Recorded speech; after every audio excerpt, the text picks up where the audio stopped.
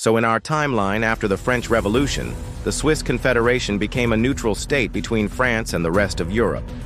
But what if France decided to keep Switzerland as part of its territory? Well, first off, we'd probably have to change the outcome of the French Revolutionary Wars. Specifically, the War of the First Coalition, which was fought between 1792 and 1797. One of the main participants was the Swiss Confederacy, which at that time consisted of 13 cantons. They joined the war on the side of Austria and Britain because they feared that if France won, they would lose their independence. And in fact, it looked like they might when the Austrians took Geneva and approached the Swiss border. But then a French general named Napoleon Bonaparte came along and saved the day by defeating the Austrians at the Battle of the First Coalition. But what if he didn't?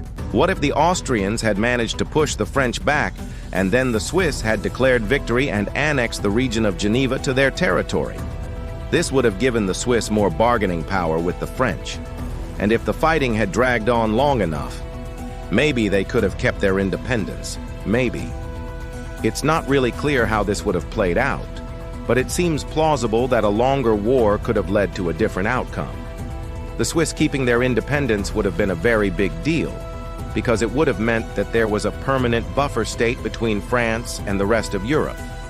This could have potentially led to a lot of different outcomes. The Swiss could have become a neutral state like they did in our timeline, or they could have become a puppet state of Austria or Britain, or maybe they would have been completely wiped out by the French.